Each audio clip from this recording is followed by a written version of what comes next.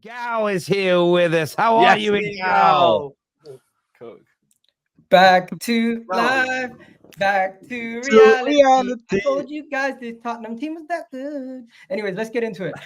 These guys were 2 points behind us. They're getting gassed, thinking that they're going to catch us. They were in a title race. They're in this, they're in that. They're telling me Ange Postecoglou did this so quickly with this Tottenham team. But Wolves put you away 2 times this season, home and away. So you're going to chat to Arsenal.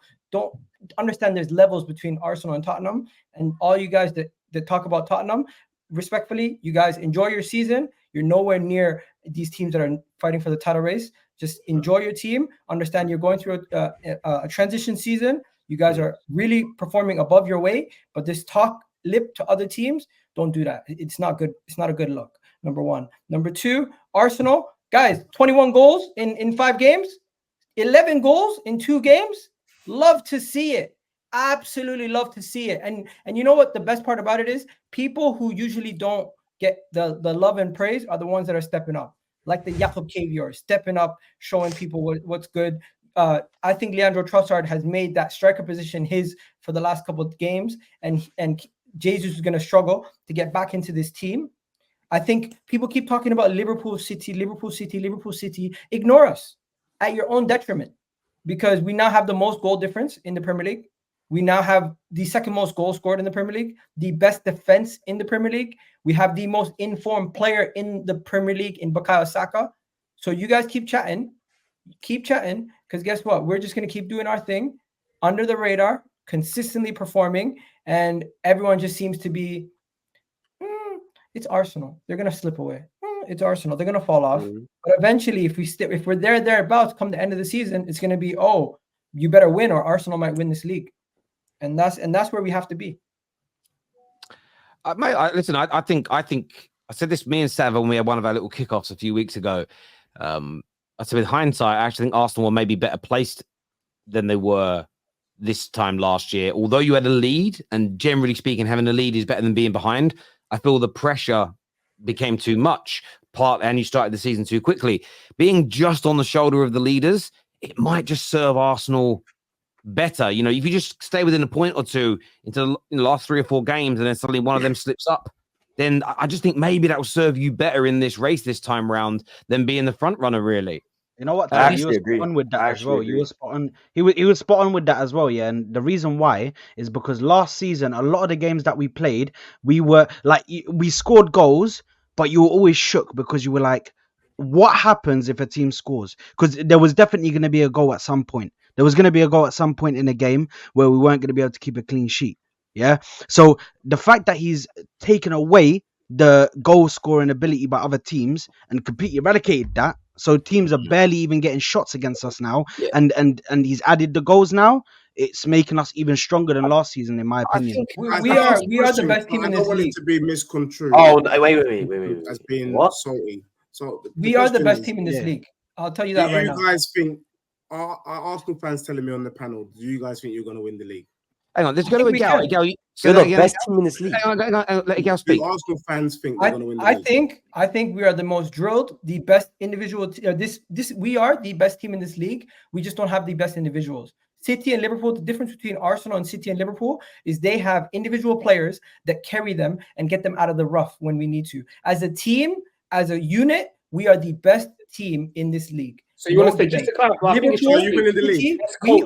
we are a better drilled team than them defensively. We are a better midfield than them. We are more controlled than them as a team. When you look at their team, what the difference between us and them is, they have Mo Salah, who's an equalizer. They have Erling Haaland and Kevin De Bruyne, who's an equalizer. And I genuinely believe on our day, we can beat any of these teams. So what you're saying is, are you winning the league? Yes or no?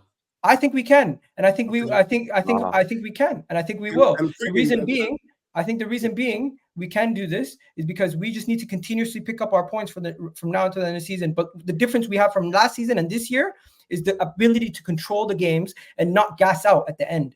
We have the energy to bang teams 5-0 because we don't burn out in the first 20 minutes. Where Liverpool and City, they are highly, highly dependent on, I feel like, two or three mainstays in their squad to absolutely blow out teams, where we can do it as a unit.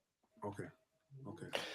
Listen, I think in terms of what you've said about how well drilled you are, you're the team in the league that gets progressed. The ball gets progressed against you the least. You concede the least amount of chances. You've conceded the least amount of goals. So that element, you're absolutely spot on about. I think from an attacking point of view, I would say Man City's, under the last 4 or 5 games, you've been outstanding. I'd say Man City's attack overall is better than Arsenal's, and their defense is still really good. It's marginal, but I do agree with you. What both those teams have, this is the element I truly agree with you on, is they have a player or two in their teams that are just in the top echelon. Inevitable. Yeah. So yeah, it's an interesting one for me. But on your point, Sard, hang on, they should score here, Chelsea. Oh, Nicholas Jackson is the he's the biggest. This guy is a fucking donkey, bro. He's actually a donkey. Sorry, my bad. Man. It's all right. I was going to say, just before I go back to the super chats and what you said, Sard, about the last year not handling it. People can't call Arsenal bottlers because they were leading and couldn't handle it, and then at the same time state that being a point or two off the top doesn't give them a marginally better chance than last year. If you think if you believe if they have a lead, they'll crumble.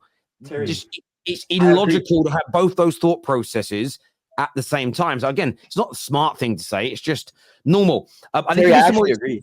I think it's obvious. If you're a team that bottles leads, if you're slightly behind the leaders, you've got to have a better chance. It's just basic for me. It's like breathing.